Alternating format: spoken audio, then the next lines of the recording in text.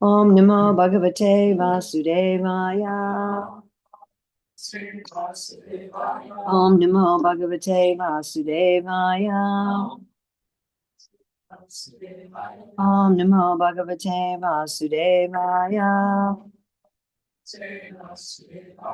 So it's July 4th, 2025 in Wellington, New Zealand. And we're reading from Śrīmad-Bhāgavatam, Canto 9, Chapter 24, Text 52. This is the birthday of my grandson who died a couple years ago. I'm reading this date.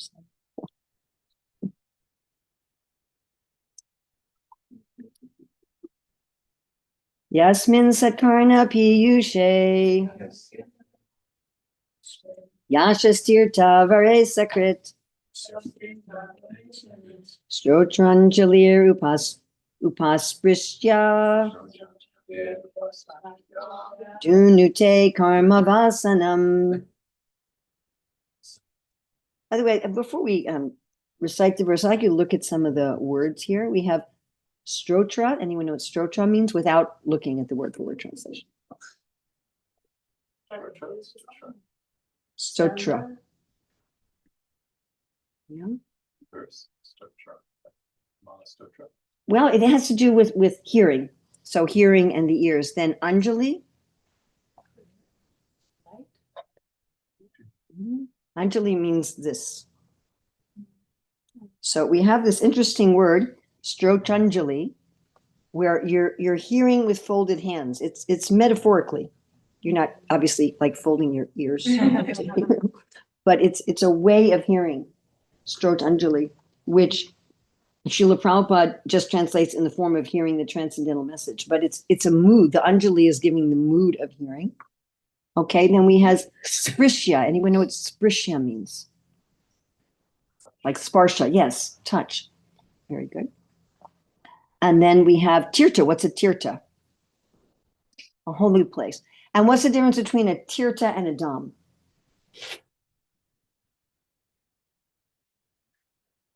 A Dham is fixed, but Tirtha is moving. Can it be anywhere? Yes, so like because the Lord is here, this is a Tirtha. Because the Lord is here and people are chanting, it's a Tirtha. But before the Lord was here, this was not. This was an ordinary place. It's no longer an ordinary place. And it may revert to being an ordinary place at some point in the future. Tirtha is temporary, and a Dham is eternal. It's fixed. Anyone know the meaning of Tirtha? The actual meaning of Tirtha? It's like a bridge, yeah. It literally means a ford or a strait, Strait. Like in America, we have a city called Detroit, which is French for the strait. It's where the river gets very narrow. So a tirtha means a place where a river gets very narrow and you can easily cross. Maybe move up a little bit. So a tirtha means a place where you can, like over here maybe. That would be nice. I am not armed. I hardly even have literal arms. So yeah, tirtha is where you can cross. It's where you can easily cross from the mundane sphere to the transcendental. It's a crossing place. You can think of it like a portal, or in very modern terms, like a hotspot, where you can get good Wi-Fi connection. You can cross to another, right? Like if I have a good internet connection, I can talk to somebody in California. Right? I can instantly. So when you're in a tirtha, you can instantly connect to the spiritual world. That's tirtha. Okay, and the main thing we're going to focus on in today's class is going to be vasanam. We have dunute karma vasanam. So this is a very interesting word. Does anyone have any idea what vasanam means? I don't think any of you will, but I'd be thrilled if any of you do. Something to do with the dress, like Vasa. That's such a good guess, but that was an excellent guess. Spring? Huh? I just thought it was on actually. With spring, that's also a beautiful guess, but no. Oh, somebody who reads the Nectar Devotion, and that's one of my favorite little stories and little vignettes. And But no, that's relate to what Krishna Loka said. So sorry. I didn't think anybody. But vasana means more, it's related to the word samskar. It means impressions. Oh, you gotta remind me that I have to send you. I keep remembering and forgetting. So it's related to the word samskar, impressions, but not just impressions, desires, aspirations. Okay. So let's chant this. I'll chant one more time again. Then those of you who have phones, etc. So again, this is 92462. Yasmin sat karma piyushe. Yashastirta vare sakrit. Strotranjalir upastrichya. Dunute karma vasanam. Yasmin. In the history of the transcendental activities of Krishna upon the surface of the earth. Sat Karna Piyushe. This is actually also interesting because Karna means ears and Piyushe has to do with drinking. Who pleases the demands of the transcendental purified ears. And Sat, what does Sat mean? Truth. So Sat Karna, you have truthful ears, and Piyushe, you're drinking. Your ears are satisfied. Your truthful goodness ears are satisfied by drinking. Yasha Tirta Vare. Keeping oneself in the best of holy places by hearing the transcendental activities of the Lord. Keeping oneself in the best of holy places by hearing the transcendental activities. Sakrit. Once only, immediately. Stotra Anjali. In the form of hearing the transcendental message. Upasrishtya, touching exactly like the water of the Ganges. So upa is greater, bigger. So upasrishtya, it's great touching. It's purified touch. Dunute, destroys. Karma vasanam, the strong desire for fruitive activity. Srila Prabhupada's translation. Simply by receiving the glories of the Lord through purified transcendental ears, the devotees of the Lord are immediately freed from strong material desires and engagement in fruitive activities. But we have this beautiful metaphors in this verse, right? The purified ears that are drinking, the hearing that's offering pranam, the pranams hearing. Even the yashas tirta, yashas means fame. So the famous tirtas where you get to connect with the Lord's transcendental activities. Srila Prabhupada's purport. When the devotees orally receive the activities of the Supreme Personality of Godhead as enacted in the Bhagavad Gita and Śrīmad-Bhāgavatam, they immediately achieve a transcendental vision in which they are no longer interested in materialistic activities. Thus, they achieve freedom from the material world. For sense gratification, practically everyone is engaged in materialistic activities, which prolong the process of janma, mityu, jara, vyadhi. Bhagavad Gita 13:9. There's a devotee I know in Spain who's called Jada Mada Hari. So Jada means old age and Mada means death. And Hari means one who takes away. But you know how devotees shorten names. So most people call him Jada Mada. Hey, old age and death.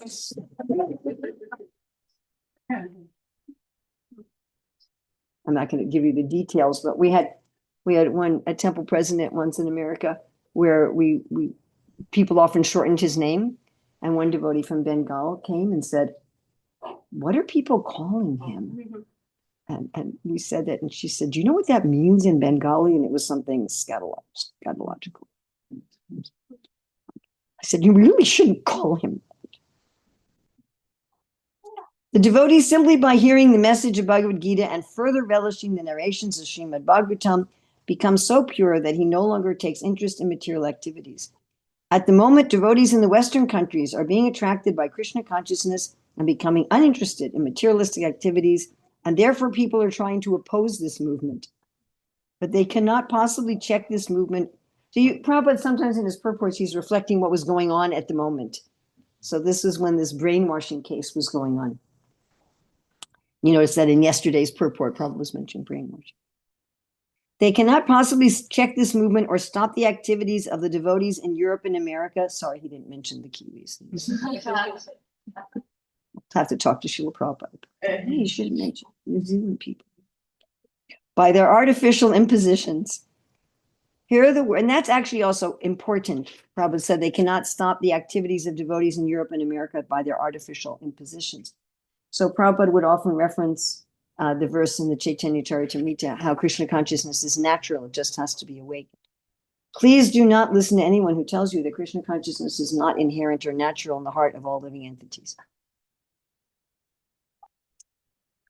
Here the words Strotanjalir Upasraja indicate that simply by hearing the transcendental activities of the Lord, the devotees become so pure that they are immediately immune to the contamination of materialistic fruitive activities. Anyabilasita sunyam.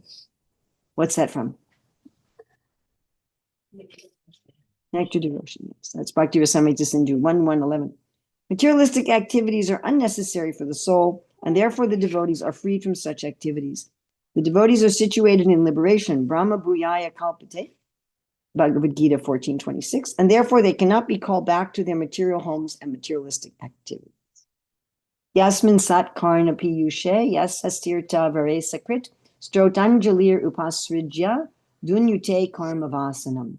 Simply by receiving the glories of the Lord through purified transcendental ears, the devotees of the Lord are immediately freed from strong material desires and engagement in fruitive activities. So this is karma vasanam. We have these impressions of materialistic things.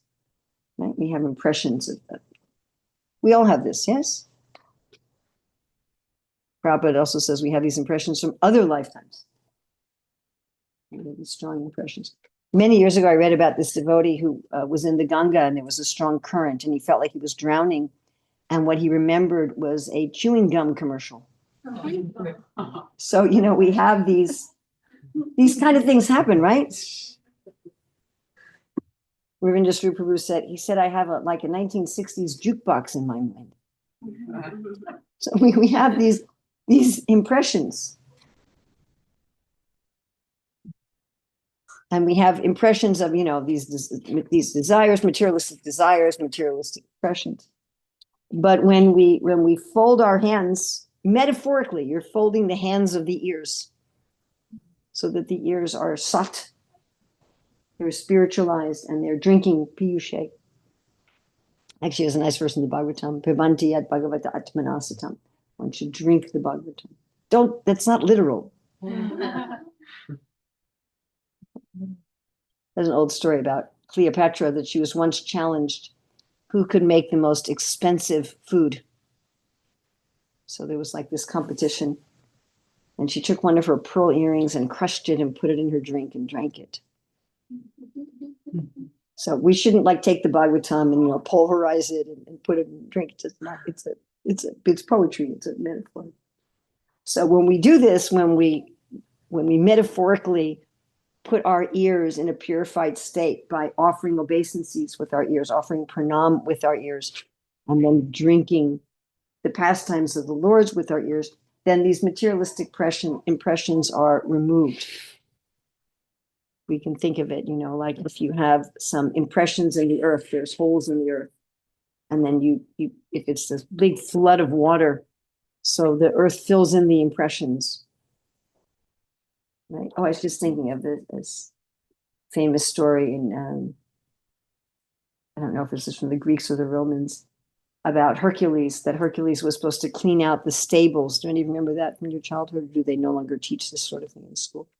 Prabhupada would refer to these things sometimes in his classes, but I'm finding less and less people are familiar. So Hercules was given this impossible task to clean out this huge stable of manure in a very short time. And he diverted a river into the stable, so it just washed everything out. So it's like that when we're actually drinking through our receptive, purified ears, this water of the Lord's activities, it washes all these impressions away. And also when we're hearing like this, it acts as a tirtha and it awakens another kind of vasana. As soon as I saw the word vasana in this verse, I got, Malati says I should never use the word excited, but I actually did get excited. She says, I said, what should I say? She said, enlivened. So I got excited and enlivened. You can tell her I only got enlivened. So we have these impressions from our life. We have impressions from so many previous lives. Now, this thing I want to read. So when I first heard this, I was in the old New York temple in Brooklyn, the old Brooklyn temple. Not if you go now, not where the temple is now, but the temple on Henry Street. And I had a baby, probably just around that age.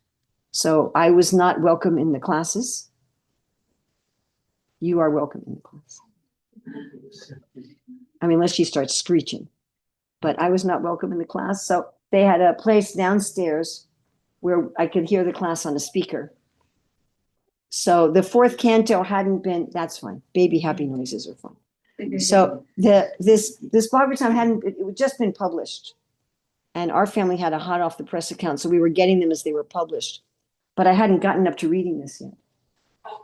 And the devotee giving the class was reading this from this canto the Prabhupada had just published. And I remember hearing it. He didn't mention what he was reading it from. And I guess I wasn't in the temple room, so I couldn't see him pick up a book. And I thought, it sounds like a concoction. And at the end of the class, I took my baby up to the temple room and asked a question. Jayadurya Maharaj has told me, he said that everyone in the temple room, they were all warned that Urmila's downstairs listening on the speaker and she would come up and ask questions.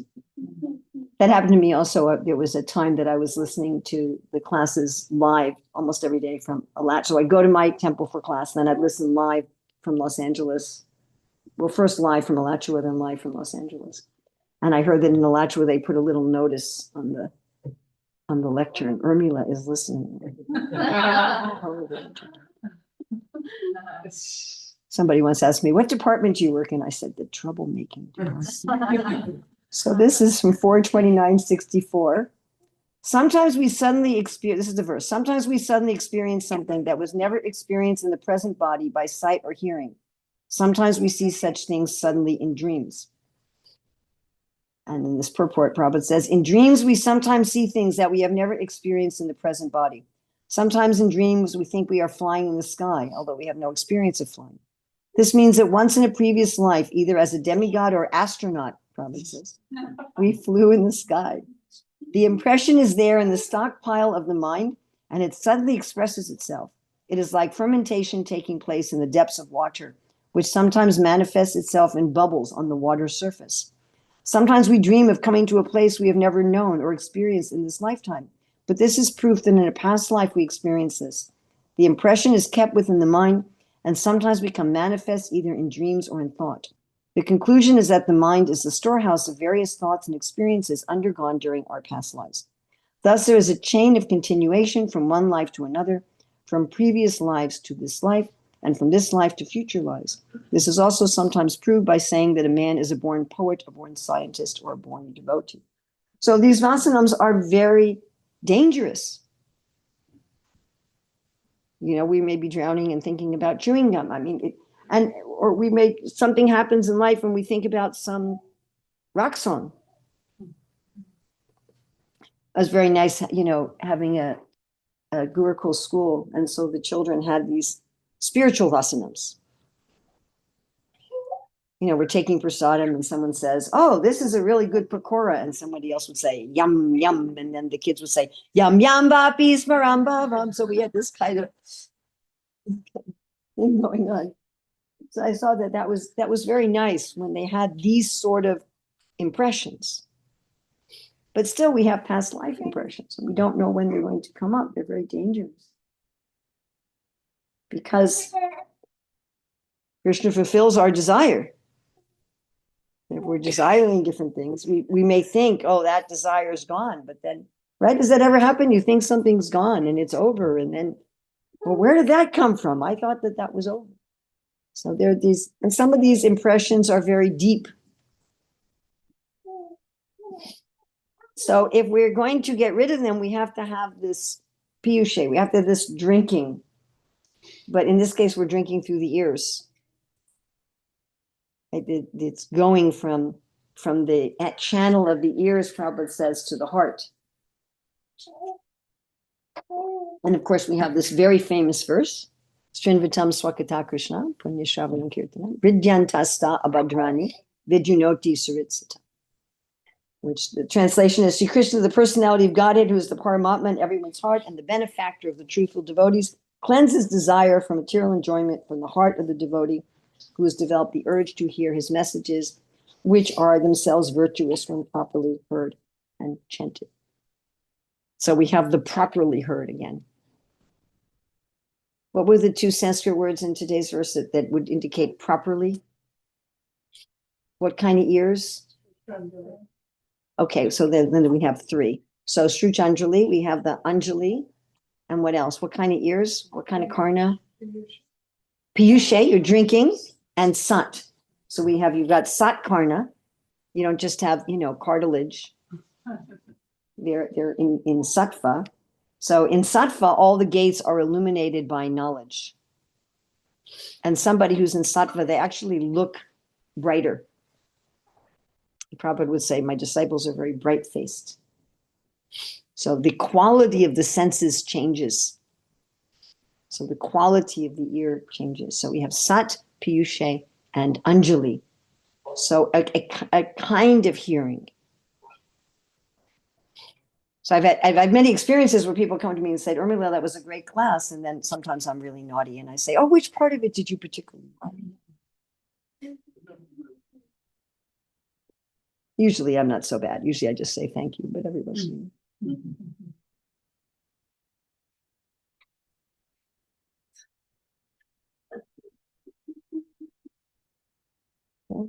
So there's a quality to hearing. I can't count how many times I've in a class read a verse in purport and then asked somebody to say, can you remember something from the verse in purport again? Huh? What? Of course, there should also be a quantity of hearing. Just like Bhaktivinoda Thakur, when he talks about attentive chanting, he says part of attention is attentive to quantity. So it's not that quantity doesn't matter, it does matter. It's not that, well, I'm just going to chant one round of high quality. I've heard people say that.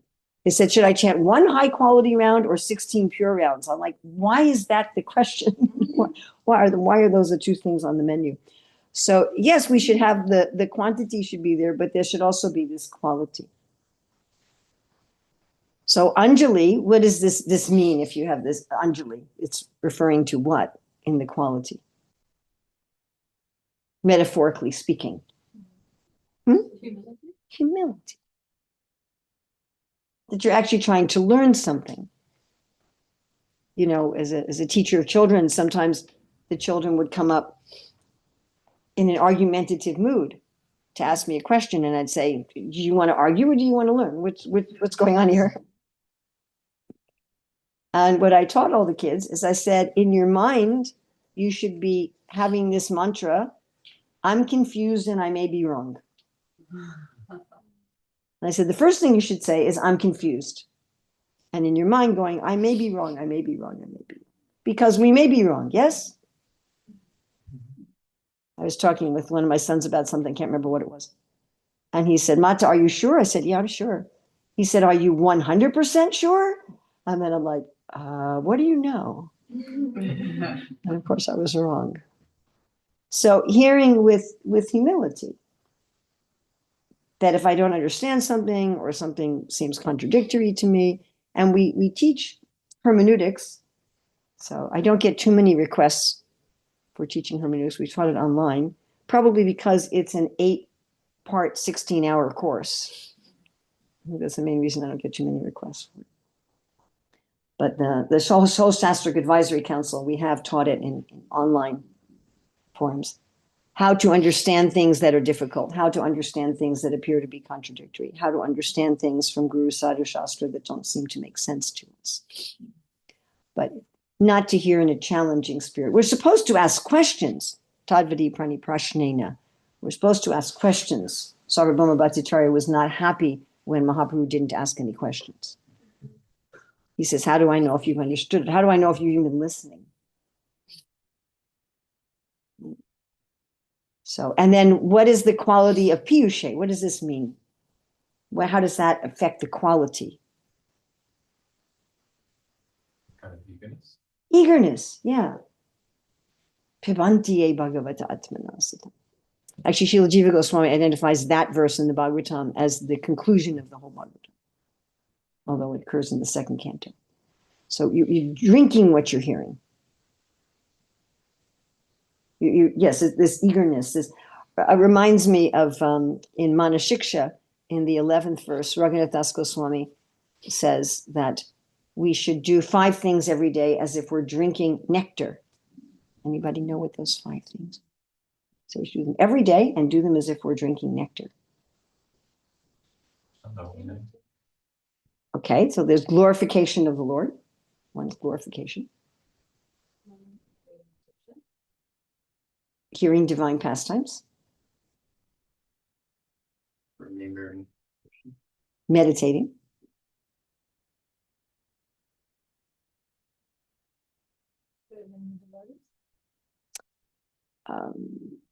Doesn't mention that. Worshipping the Lord and offering obeisances. So he said, do those 5 things every day as if you're drinking nectar. So I try to remember, I don't always remember, but I try to remember when I'm offering obeisances to say the mantras as if I was drinking nectar. So I made a decision some years ago, whenever I say Prabhupada's pranam mantras, to think about the meaning, not just to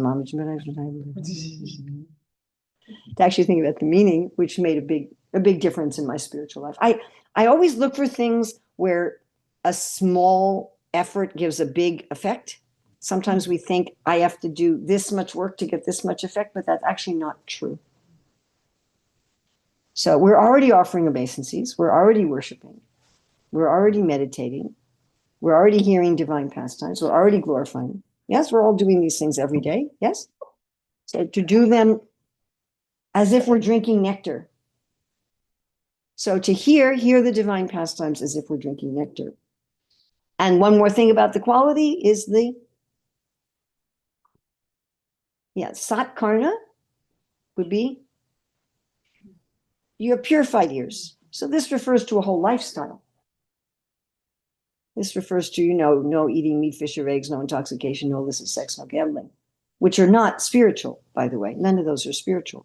You could do all of those and be an atheist. Nothing particularly spiritual about any of them. But they get you out of rajas and tamas, basically.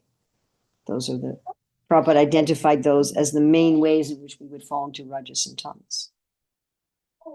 Everything is ultimately Krishna's energy and ultimately spiritual, but some uses of Krishna's energy obscure the fact that things are Krishna's energy. So there's some ways of using Krishna's energy that obscure them. Like there's nothing wrong with animal muscle and animal fat, but when you eat it, it obscures your ability to see how Krishna is present in the heart of the animal and how Krishna is present in. Do you follow what I'm saying? There's nothing wrong with fermenting grains and fermenting potatoes. You can use it as compost in your garden. But if you try to drink it, then it obscures your consciousness. So satkarna, that we have purified senses. And then, of course, we should hear how often. Nitya Bhagavata Seva. So we should be hearing at least, if maybe not every moment, but regularly. We should hear regularly. And we're very blessed in the modern age that we can hear through the internet, we can hear through audiobooks, we can hear through ebooks, we can hear through printed books. And I had recently had 2 different people arguing with me that audiobooks were not real books. And I said, please tell me, 1,000 years ago, how did people read books? And then they went, oh, right. I said, yeah. It's only been like 600 or 700 years ago, the printing press was created. Before that, people had to handwrite books. So most people didn't even have any. But some way of regularly hearing Yes. And then, of course, we should be careful that we hear from people who are actually trying themselves to practice Krishna consciousness. And this is an important point, and I don't know why this point seems to have been missed. I don't want to get into exactly who I'm talking about, but we should hear from people that are coming in parampara. So if somebody has no academic qualification and no spiritual qualification, we shouldn't really hear what they just that's enough. Does that make sense? Like when I want to know how to deal with my broken hand, I want to hear from a professional. You understand? Yeah. And we went not just to a physical therapist, we went to a physical therapist who specializes in the hand. And I thank you, Krishna, was able to meet with an orthopedic surgeon in London who specializes in the hand. So then I'm confident when those people tell me something that they know what they're doing. Even one of the regular GPs I went to really didn't know. So somebody should be coming in parampara, or at least they should have some material qualification. If someone's going to tell you something about Sanskrit, this is what Sanskrit means, and they don't have a degree in Sanskrit, or they're not coming in parampara, then just look at them and say, yes, very nice, and go on about your business. Please.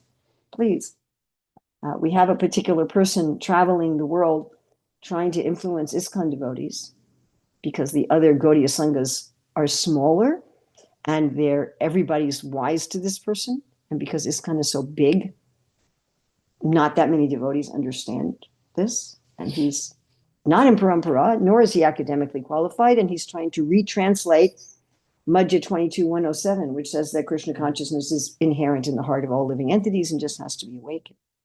And he says, actually, there is no bhakti, there's no prema, there's no personality in the heart. And he's very sadhu. And so people go, yes. One devotee just wrote me this morning.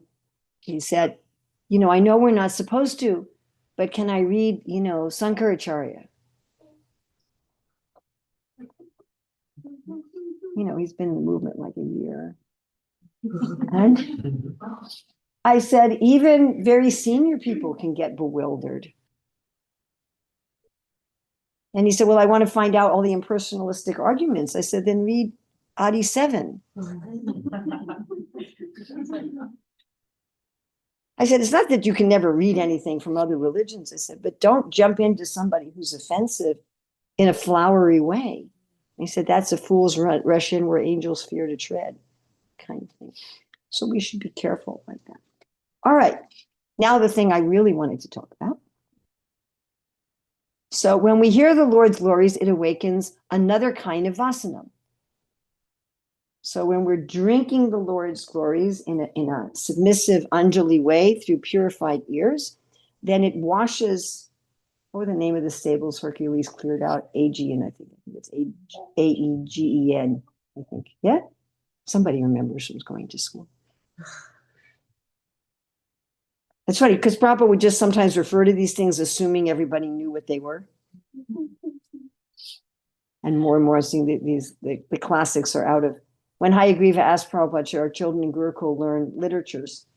And first Prabhupada said, yes, we have our Bhagavatam and Bhagavad Gita. And Hayagriva said, should they learn any of the English and classic literature? Prabhupada said, yes, those that are recognized. Prabhupada really liked Merchant of Venice, by the way. Satsuma Maharaj says on one morning walk, he just retold the whole story. And he would refer to Portia's speech in talking about Sankirtan. Her speech she gave in the court. The quality of mercy is not strained, it floweth as a gentle rain from heaven. It is twice blessed, it blesses those who give and those who receive. So you can think of when we're hearing with the Sat Karna, and not just hearing with drinking, Sat Karna Piyushe, Strocham Anjali, then it's like this river of nectar that cleans out this stable of our mind, this horse manure, or I don't know, maybe some of us have. Sometimes I think mine's a pig manure stable. It just washes just cleans it totally. Like you see in India, that's how often how they'll clean outside. They just like pour a ton of water and then just use a squeegee. But does that mean that if everything's clean, then there's nothing? This is the impersonalist idea. We're going to clean away all the vasanams, and then you're just going to be empty. But is there anything else? Are there spiritual vasanas? So looking at Bhakti Rasamrita Sindhu 2.5.38. Yatotaram asoswada biseshlo amsami api ratir vasanaya, one word vasanam, swadvi basite kapi kastya chit. So this verse is given in answer to a question Srila Rupa Goswami raises. Why are devotees attracted to a particular relationship with Krishna? Because this is the section where he's describing in Bhakti Rasamrita Sindhu, part 2, the Southern Ocean, wave 5. He's describing what's called the stai bhavs. So stai, I don't expect you to remember all the Sanskrit I'm telling you now, but if you remember 2 or 3 of them, then I'll be very happy. So stai means to stay. What's stable. It's very actually related to the English word, what is not like the horse's stable that got cleaned out, but what's stable, a foundation, what stays. And bhav means a feeling. In order to have rasa, you need to have 5 bhavs. One of them is you need to have your stai bhav, which is also called your rati. Rati means great attachment. And then you have to have your vibhav, something that stimulates your attachment. That's the second bhav. Then you have your sattvika bhavs. That's your involuntary expressions of that attachment, like your hair stand on end or you cry. Then you have your anubhavs, which is your voluntary expression of attachment, like you dance or you clean Krishna's floor. And then you have your vyavichari bhavs or sanchari bhavs, the emotions that move through the devotees. So you have your basic relationship, what stimulates it, how you express it involuntarily, how you express it voluntarily, and the changes in emotion. So this section is about stai bhav.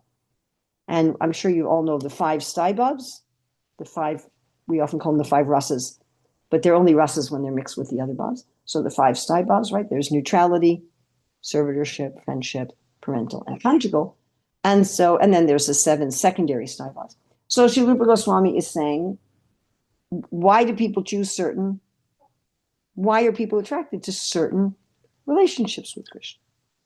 Because he describes, like Ramananda Roy describes in his talks with Lord Chaitanya, that you can say there's a gradation. You can say Madhurya Bhav is the top. You can say that, although really on the spiritual level, there isn't this kind of hierarchy like material. It doesn't work like that spiritually. Prabhupada would say if you're cleaning the marble floor or you're bathing the deity, it's equal. There's one far out place where he says, if you offer, a devotee just wrote me, he says, what do I do with the ants on my altar that are coming for the flowers? So I sent him this quote where I didn't bring my phone with me or I'd read it. Where Prabhupada says, if you're offering a flower to the lotus feet of the Lord and there's some ant in the flower, and the ant is kissing the lotus feet of the Lord, then the ant is as good as the pujari. I always wonder if the pujaris will be offended. So, the ant is as good as the ant. It says in the Bhagavatam description of the kingdom of God, how the sweetly singing birds will become silent to listen to the bees. And we don't think of the bees sound, bzz, bzz. We don't think of that as like very attractive. You know, if you're going to get a massage or something, the massage therapist might play bird music in the background, but they're not going to play bees buzzing in the background. Okay, we're going to have a meditation session now. We're going to play the bees. But in the spiritual world, the bees glorifying the Lord is as wonderful as the birds. And the birds actually there, oh, let's hear the bees. Let's stop it. Or the flowers with their various colors and scents. They're offering obeisances to Tulsi, which is not so colorful. Of course, Tulsi has a transcendental fragrance. But we don't think of Tulsi as having a fragrance like jasmine or gardenias. But the flowers they're offering obeisances to Tulsi. So this concept of higher and lower is we should be careful we don't put this kind of imposition Like I had a devotee just asked me in Sydney, if your guru's in Sakyabhav, that means they can't help you in Madhurya Bhav. And I'm like, it's not like that. I said, don't put this kind of hierarchy on things. At the same time, one can say that the different Sai Bhavs are, some are more intimate. Yes, we can say there's degrees of intimacy. But still, the point is made that for each person, their relationship with Krishna is the best. Right? Just a very mundane example that ideally, the husband thinks my wife is the best. I remember my husband used to say, you are the most beautiful woman in the world. And I would think, maybe he needs glasses. No, but then there was a part of me that would think, maybe he really believes. And so that made me very happy. So there should be some concept like that, right? I mean, there's billions of people in the world. It's very possible that there's some man who's actually nicer than your husband, or some woman who's actually nicer. You haven't met everybody. But you're thinking, my husband, he's the best. My wife, she's the best.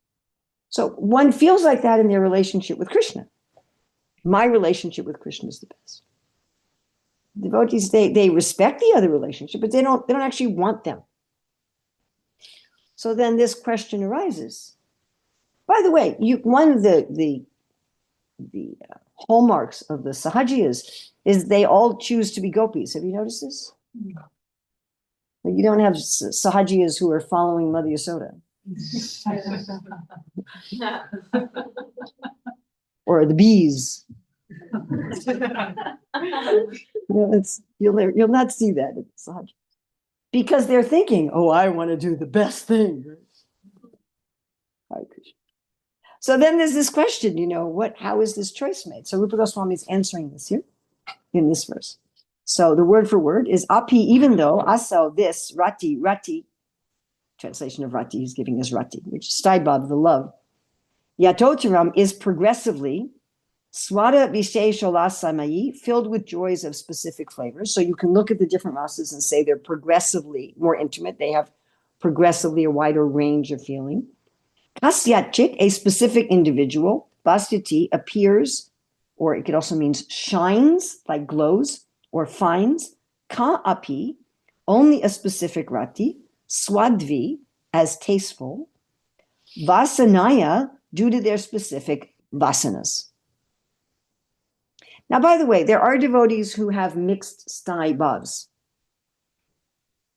So there are devotees who are mixtures of parental and friendship, like the older cowherd boys. And there are devotees who are mixtures of servitude and friendship, like the younger cowherd boys. So there are many examples of devotees where the rasas are mixed together, but they still have one way they want to relate with Krishna. Now, I should also mention, and I mentioned this briefly the other day, that devotees can expand themselves. The liberated jiva can expand, not like in every atom, like Krishna, but liberated jivas can be in more than one lila, in more than one form, in more than one relationship, simultaneously.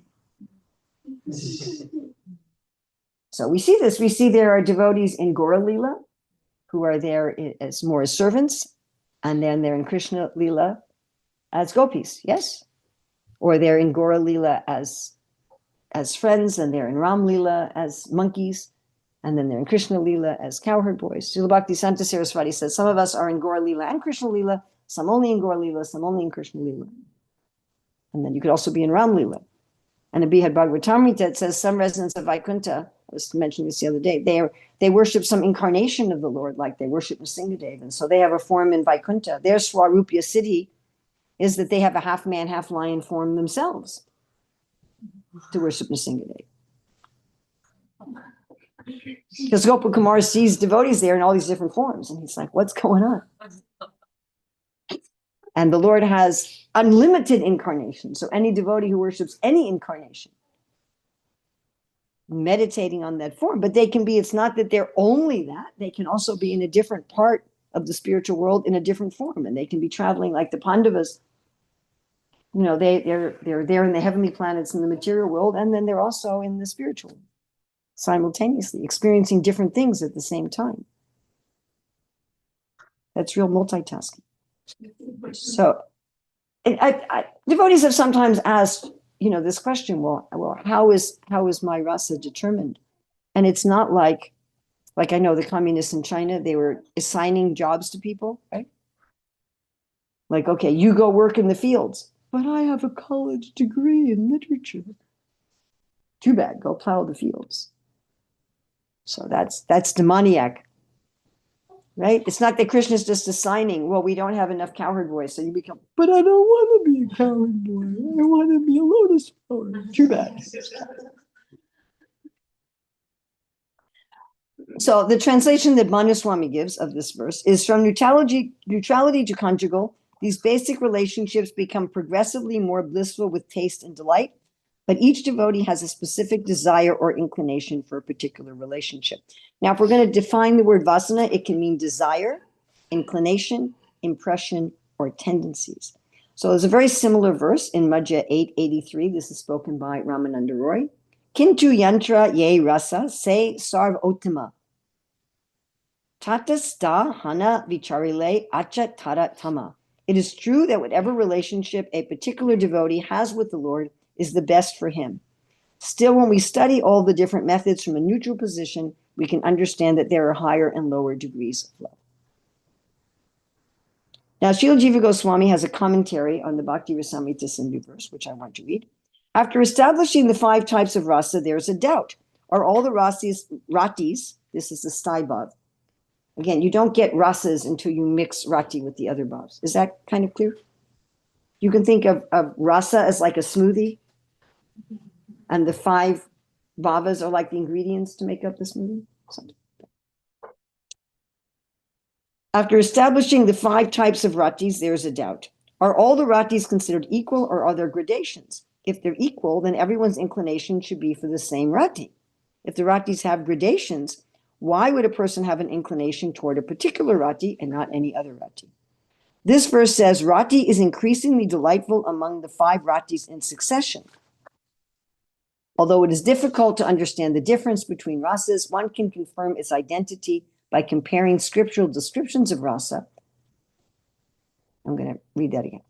Though it is difficult to understand the difference between rasas, one can confirm its identity in oneself by comparing scriptural descriptions of rasa with one's own inclinations, and by inference through seeing how rasa is different from one's own rasa, either nourish or fail to nourish the total ingredients. The total ingredients are the 5 bhavas. So what Srila Jiva Goswami is saying here, and also echoed by Rupa Goswami in other places, and also by Srila Prabhupada in other places, that the way we become aware of our own rasa is that when we're hearing, right, we're talking about hearing through our purified ears in submission. When we're hearing, there will be a resonance. Think of our heart as like a tuning fork, and it's like when we hear something that's the same vibration, that resonates with me. That it awakens within us. And that seeing how, this is also interesting, by seeing how rasa is different from one's own, either nourish or fail to nourish the total ingredients. So Srila Rupa Goswami has a big section on this at the end of Bhakti Rasamrita Sindhu, the improper and proper combination of rasas. So you'll see how, okay, this is what I feel, and these particular pastimes nourish my feeling, and these don't. These are more neutral. I appreciate them, but they're not really nourishing. So Prabhupada writes in his purport 285, by sincere efforts to hear Śrīmad-Bhāgavatam, one realizes his constitutional relationship with the Lord in the transcendental humor of servitorship, friendship, parental affection, or conjugal love. And by such realization, one becomes situated at once in the transcendental loving service of the Lord. So Prabhupada is saying exactly the same thing by what we're hearing. So it's erasing the material impressions, and it's awakening our own vasanams.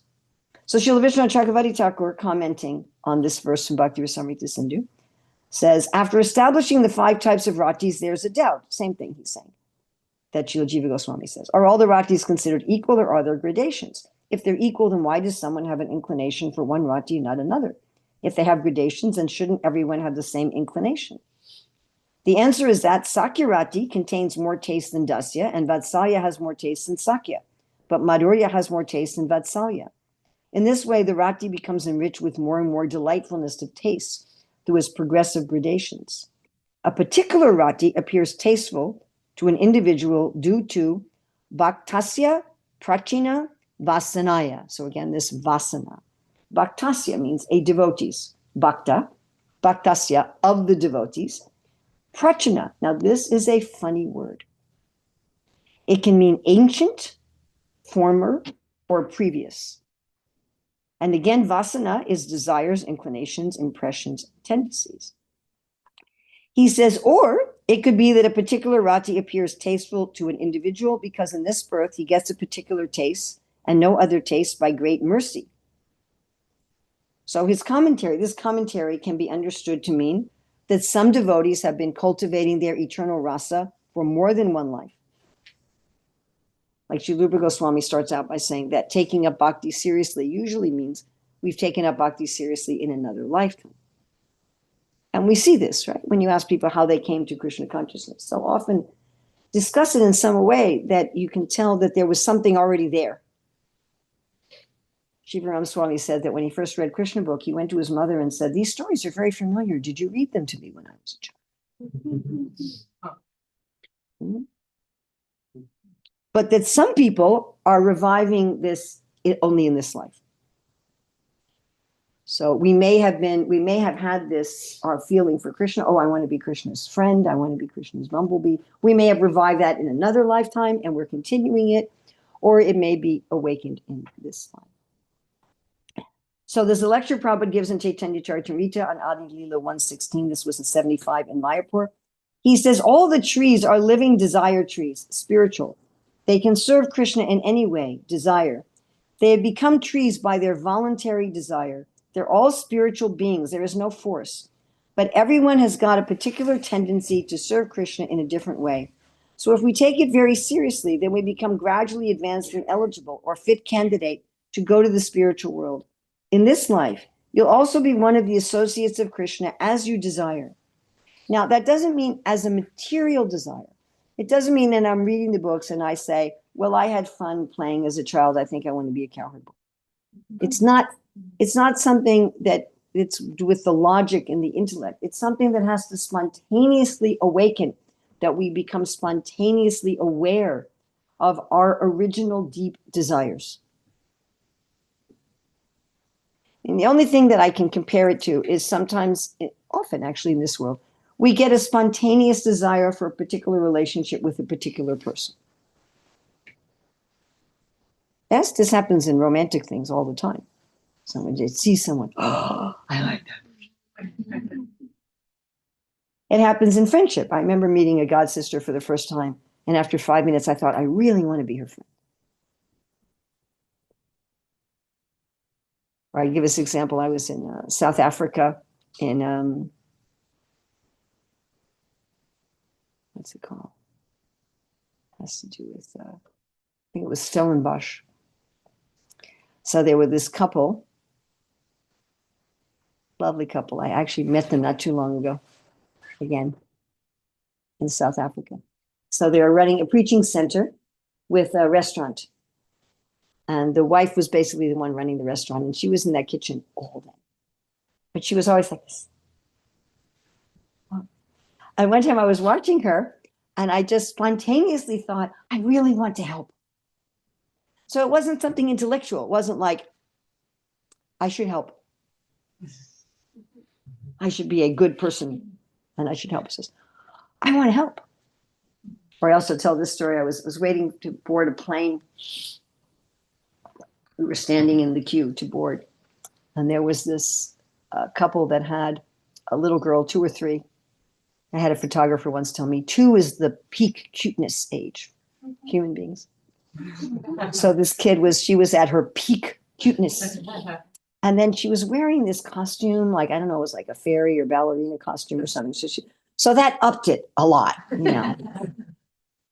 It was definitely a 10 out of 10 in cuteness. And she was behaving nicely, which also helps. And, you know, she was just like 2 or 2.5, and she's running up and down the queue. And her parents were there, and they were full of affection for this child. You know, she's running up to her mother, and her mother picks her up and puts her down. She runs to her father picks her up and puts her down. So you could see that the people in the queue were also filled with this parental affection for this child. So everyone in the queue was just like, you know, full of this. And again, it was spontaneous. It was just natural. You just see this cute little kid whose parents are loving her, and this cute little costume. And immediately, I mean, I suppose maybe somebody there hates kids and didn't feel that way, but you know, a normal human being is going to feel some sense of protection, right? You're going to feel like you should protect this child. So it's spontaneous. It just arises. Again, you're not thinking, well, biologically, in order to keep the human species going, I should feel affection for the human offspring that appear. You know, it's a spontaneous feeling. So one can't force the awakening of this original vasana. It has to awaken. And if you want to think about it very metaphorically, so, you know, there's archaeological digs, right? Where they find like ancient ruins that have been covered by dirt and other things. So if we get this metaphor of this river, this huge river of Krishna's pastimes that's coming in, that we're drinking in our ears with submission and with a sattvic lifestyle. And it's getting rid of all of this stuff on the top, all these things that have piled on top of our original vasanams and these materialistic vasanams. It's washing them away. And then it's revealing underneath this whole city of our real desire for Krishna. Actually, Bhaktivinoda Thakur, when he's in verse 8 commentary from Anushiksha, he talks about that when the desire for prestige and her boyfriend deceit are thrown out of the heart, then the heart becomes like a beautiful city where the chaste ladies of love, sadhu prema, where the chaste ladies of love can enter the heart. So we have this beautiful city in our heart of our original vasana for Krishna. And you can think of it as made out of like solid stone. You know, it's our ancient, our original vasana that's been covered by all these other vasanas. So this idea of uncovering, it's a common theme, correct? Like cleaning the mirror, Chaita Darpana Marcha, you're uncovering. In this life, you'll also be one of the associates of Krishna as you desire. Krishna will give you the opportunity to serve him as you desire. If you want to serve him as a gopi, you'll get that position. If you want to serve him as cowherd's boyfriend, you'll get that opportunity. If you want to serve Krishna following the footsteps of Mother Yasoda, accepting Krishna as your son, you'll get it. Accepting Krishna as your son, Nanda Maharaj following.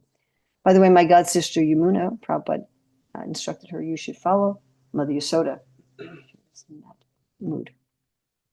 So we're getting one life after another because of these vasanams, because as given in today's verse, the karma vasanam, the vasanams that have come from our karmic activities, all these impressions. And we are identifying with these tendencies. We're thinking, I'm a this, I'm a this, I'm a this, I'm this, right? Sarvupadi. We have all these upadis that we're identifying with. And when we hear from the Lord properly, when we hear about the Lord and from the Lord properly, with satkarna piyushe, with purified ears, drinking, and strocham anjali, with in a mood of humility, then all these vasanams, and in the verse it says very quickly. If it's not happening quickly, that means we don't have the sat piyuse and the anjali factors. You follow?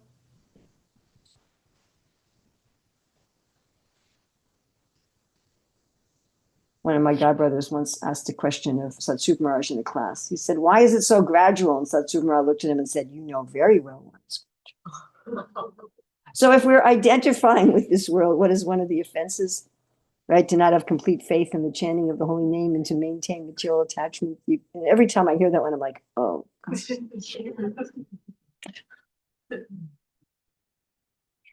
When they were reciting the offenses recently, Bhaktivedanta Manor. So my god sister, Vishaka's there. She's the temple president.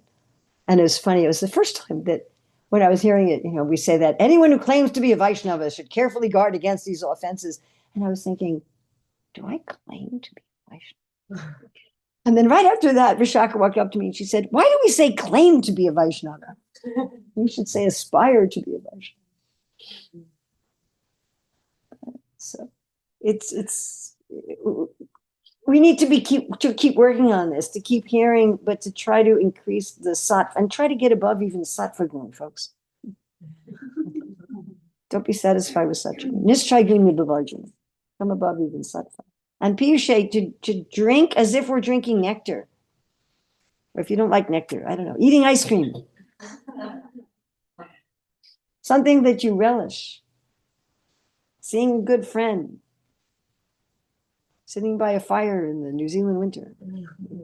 Something where you're relishing. You're actually relishing. And with humility. So then very, very quickly, it clears away the karma vasanam and it awakens the already existing spiritual vasanams. Our real self. So somehow or other, we need to make time and space in our lives for this hearing. So of course, when you're in the ashram, and you have this very concentrated, right? Like you're aiming for 2 hours a day of hearing. But as you move on in life, you may not always have 2 hours a day. I'm just telling you. And it doesn't mean that if I don't have 2 hours a day that I should do nothing. We were saying the other day, don't make the great the enemy of the good. Don't say I can't do that, so I'm just useless and fallen, I can do nothing. Find time when you're hearing. You know, you can. I usually listen to a Prabhupada class while I'm taking a shower and getting dressed. I know one devotee getting actually, some of you may know her. She's a Devi Swami disciple from Wales.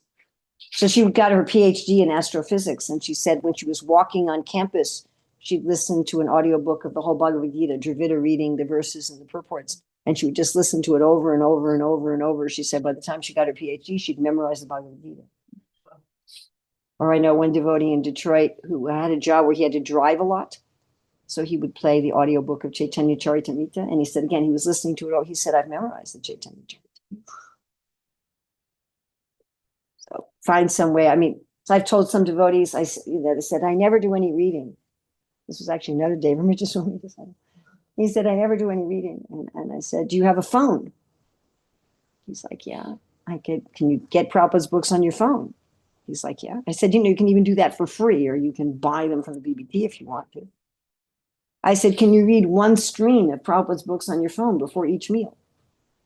Can you do that? Like Prabhupada said, when he was a householder, he would chant 4 rounds before each meal and then 4 rounds before he went to bed.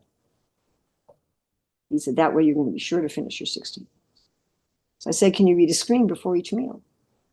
He said, yeah, I can do that. And then I checked with him. I said, I'm going to check with you a week later. And he said, sometimes I'm reading 2 or 3 screens. I get so excited. Oh, it's not supposed to excite.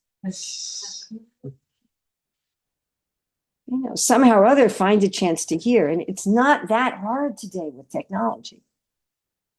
It's not that hard. There's a lovely couple I regularly visit in Krik, Croatia.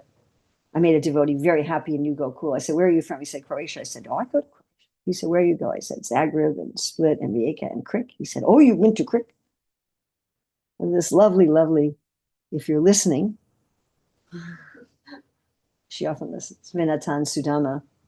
So they live on the island of Krik. And they're always talking about Shastra and Krishna, like all the time. It's like 80% of their conversations are like. And why? Because they're always hearing. They always have some classes going on. Some, I mean, they also read from books, but they're all the time in their environment.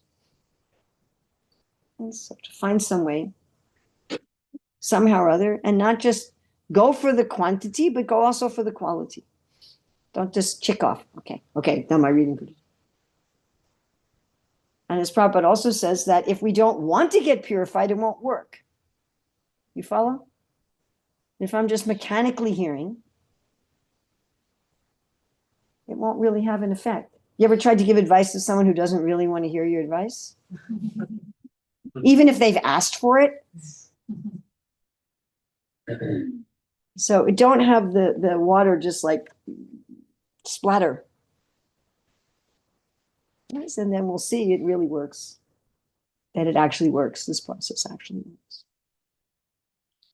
Okay, well, I've gone late, so I should stop here.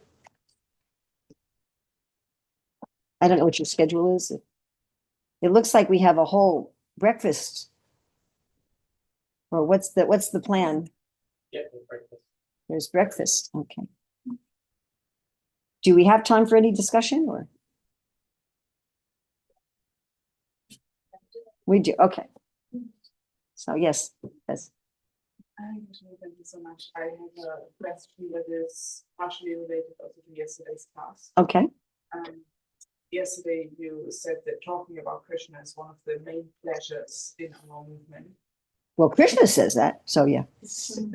Now what if we I mean, he didn't say in ISKCON, but now if we don't find it very pleasurable, and also sometimes I hear other devotees say, oh, I really want to read Krishna, but it's so nice and so pleasurable, but I don't feel that. so many years ago, I met one devotee. This was in London. And she said, I don't read Prabhupada's books.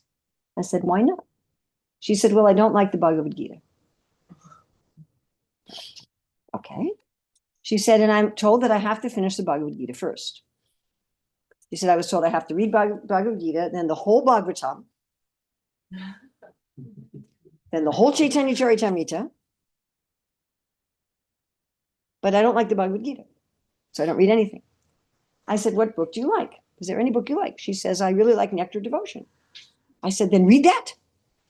She said, am I allowed? And I said, I used to go out on the street and give Nectar Devotion to, anybody. And I didn't say, have you read the whole Bhagavad Gita? Have you read the whole Bhagavatam? Is there something you like? Do you like teachings of Lord Chaitanya? Do you like teachings of Lord Chaitanya? Why don't you try that?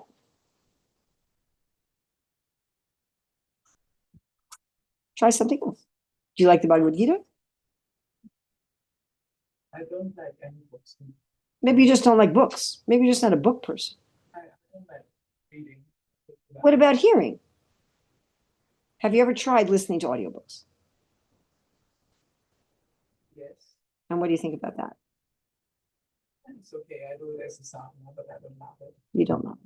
I met one devotee in New Govardhan who told me, I've never read any of the books. And I'm like, what do you mean? And he said, well, I've heard them all in audiobooks. I said, that counts. Ramsi Dari, don't forget about my Lord in the other room.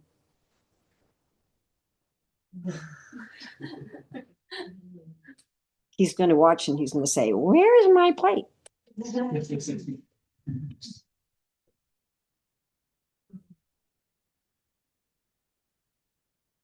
I would try with different books.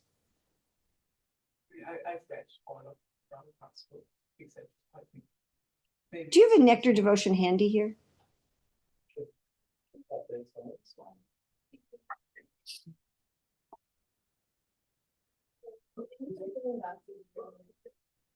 Can you go get me a copy of Nectar?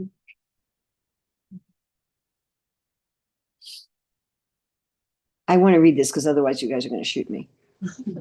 I want you to see that I'm reading it. Otherwise, you're going to say, this bogus Urmila, we're never going to have her back. I want you to see what I'm reading.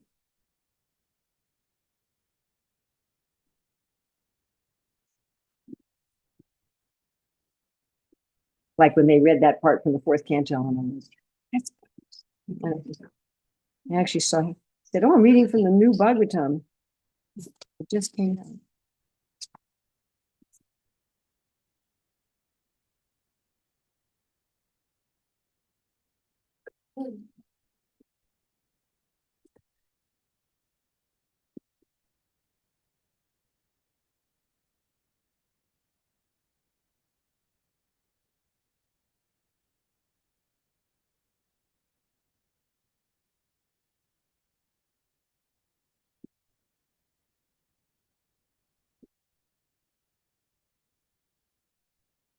One should specifically engage himself in the type of devotional service for which he has a natural aptitude. For example, one person may have a particular interest in hearing, another may have a particular interest in chanting, and another may have a particular interest in serving in the temple. So these are any of the other 6 different types of devotional service: remembering, serving, praying, engaging in some particular service, being in a friendly relationship, or offering everything in one's possession should be executed in full earnestness. In this way, everyone should act according to his particular taste. So it's important to do some hearing and some reading. It definitely is important. I would never advise that you don't do any. See if you can find some kind of hearing that you have a taste for. Something. Do you like the Ramayana? I haven't read it. Have you read the 9th canto with the pastimes of Lord Ramachandra? Did you like that? Yep. That's a little bit better. A little bit something there. Any of the pastimes in the Bhagavatam that you liked particularly?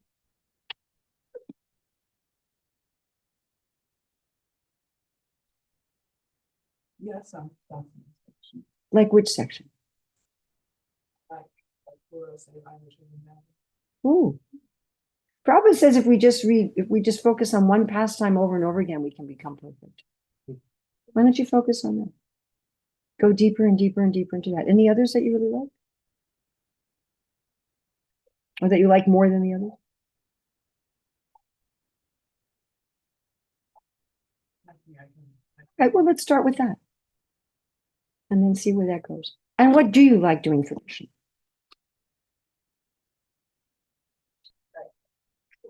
Yeah, Great what? Great book. Great. Do you like cooking? Mm. So one thing you might also do is you could try it, see if it suits you. Because I worked with children for so long, I would teach the children songs about Krishna. And I would sometimes like to sing them when I was cooking. So I'd imagine that I was cooking and that Krishna and Balaram are coming back from the forest and they're going to have something to eat when they get back. So I would sing, "It is the evening, Krishna and Balaram along with the boys and cows are returning to Vrindavan, playing their flutes. Now they're approaching Krishna and Balaram. All through the day, they are in the forest. In their absence, we think one moment to be like 12 years." Now, there's devotees who've taken like things from the Shastra and put them to music. There's Yamini, who's passed away now. And Sri Yasoda. Do you like singing?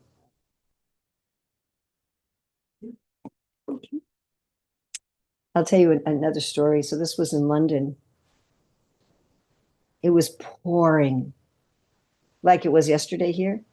It was absolutely pouring. And I was wearing fabric shoes. And I got there, and even though I had like a raincoat and an umbrella, my shoes were soaked. Remember, we had to use a hair dryer to dry my shoes. So we get in this house for this home program, and it was a husband, wife, and 12-year-old boy. Nice altar. And the wife said to me before the program started, while we were drying my shoes, she said, "Oh, Mataji," she says, "the devotees are telling me I don't read enough. I need to read Bhagavatam." And I said, what do you do? What do you do in Bhagavatam? She said, "Oh, I just like to chant japa." I said, "How much japa do you chant?"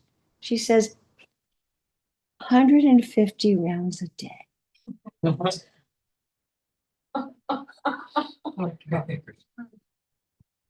Ah. I said, "Why do you chant so much japa?" She says, "It just makes me so." I said, "I don't think you have anything to worry about at all." But she's taking care of her household, and she had a husband and a kid, and she said, "But Mataji, they're telling me that I'm not going to go back to Godhead if I don't read the Bhagavatam." I said, "Is there any part of the Bhagavatam you like?" She said, "I really like Queen Kunti's prayers." I said, "Is there any time of the day where you're not chanting japa?"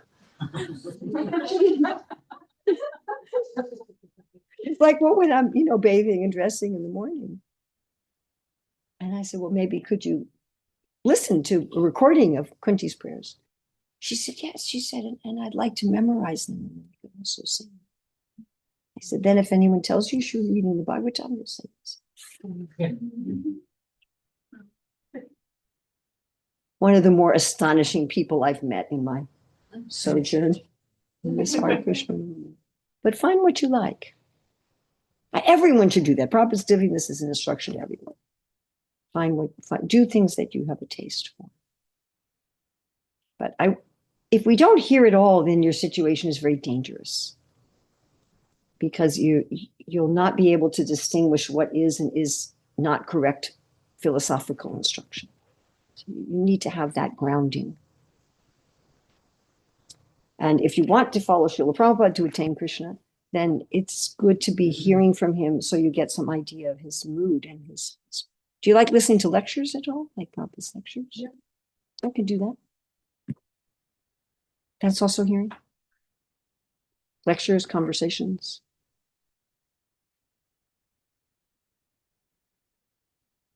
Yes.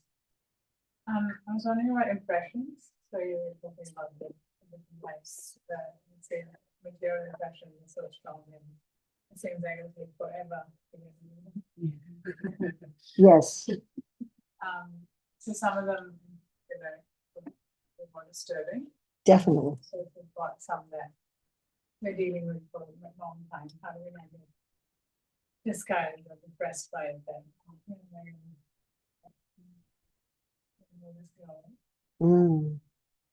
Well, I've often asked audiences, I'll ask all of you, so we'll do that. So there are certain things in Krishna consciousness that each of us find easy. So easy that we almost don't even feel that we're making any effort. Like, I've never gambled, and so having a no gambling rule, I didn't have to change anything in my life. It was just easy, right? And I personally love to read. I'm kind of a reading addict. So for me, reading is very easy. So how many of you have something in Krishna consciousness that's very, very easy? Nothing? Thank you. And then there's some things that we do them, and we do them regularly, but we have to work at it. It's not just easy. We have to make a deliberate attempt. Okay, I need to work on this. So we're doing it. We're doing it well, but we have to work at it. How many of you have something like that? Okay, that you didn't have to think about. Okay, I would like you to think about something you find. And how many of us have something that we've been working at for a long time, and we just feel, oh my God, I'm never going to make any progress with this. Okay, now I will guarantee you and we're not going to do this, but if we were to write down everyone's easy, medium, and hard, and if we had a list, they'd be different. I've met devotees who were gambling addicts before they became devotees, and it was the biggest thing they struggle with in Krishna consciousness is not gambling. I know of 2 people like that. So, and like, I love to read. My problem is I like to read too much, actually. Seriously, really seriously. Like, once I get into reading, it's hard for me to get to the other things I'm supposed to do that day. So, my easy is your hard, and your easy is my hard. And it can be tempting to just focus on the things that are hard for us and forget that we also have things that are easy. They're so easy, we're not even aware we're doing them anymore. I was once giving a class, where was I in the world? One of the GCC countries. And somebody asked me about, I have family members and friends who are not favorable, and how do I deal with this? And my first thought was, that's so easy. Why is she even asking this? And then I remembered that wasn't always easy. Do you remember when it wasn't easy? Do you remember when that was your question? Oh, yeah. And it's become so easy, I forgot that I'm even doing it. With my injured hand, doing anything with my right hand is hard. And I become aware how my left hand works, and that I've always taken it for granted. So each of us have some things that are difficult. I mean, with some of my difficult things, I'm like, Krishna, I have tried everything. And I can't, I don't know what to do anymore. I'm just going to wait patiently for your mercy with this thing because I just know what to do. Whenever you're going to be kind to me and show me how to deal with this. Just tate nukampam sukshama, just suffering it. And when you give me your causeless mercy, I'm just waiting that. And I've seen that other things have gone. Yeah, right? So that'll go. I mean, sorry, it's really on my mind, but I'm gradually getting the use of my hand back. Like I can't move this finger. Like I move it on this hand. I can't do it on this. And it's scary. It's scary. And there's a part of me that goes, oh my God, I'm never going to get used to it in my right hand. What am I going to do? There is a part of me that does that, like a 2-year-old, I'm never going to eat. I'm never going to get that toy. How old was I? 5 or 6. Just sitting in my father's lap, and he was reading me a book. And I said, Daddy, I'm never going to be able to read. And he said, yes, you will. He said, you can even read a little bit right now. And I said, but I can't read like that. Just take your inner crying 2-year-old and give it a hug and say, it's okay. It's okay. Now, on our part, we should be careful we're not doing what's called anusmaram. Anusmaram is mulling. When cultivating, like it's not an offense to have material desires, but it's an offense to maintain them. So be careful you're not intentionally feeding them. Do you understand what I'm saying? Don't play the tape over and over again. This person hurt me and they betrayed me and this happened and this happened. And then that. That's what Bhima and Duryodhana were doing when they were anusmaraming. He tried to kill me. He insulted me. Balaram's like, cut it out, guys.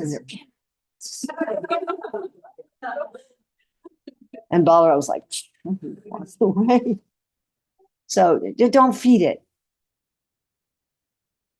And if you find yourself feeding it, stop and say, oh, I'm feeding it. Fine, let me feed something else. Let me turn my attention to something. I should also mention that trying to kill or repress things makes it stronger. So I'm not going to think about this.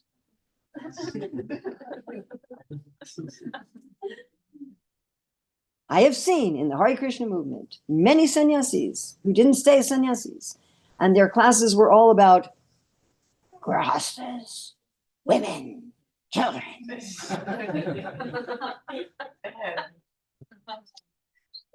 I've seen it happen. Played out right in front of my eyes. So yeah, repression actually makes it stronger.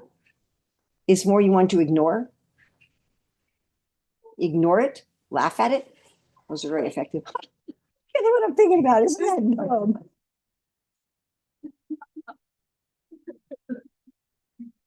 See it as the gunas. I know you, Thomas. I know you, Roger. I don't have any for Sattva, but at least you get Thomas and Roger.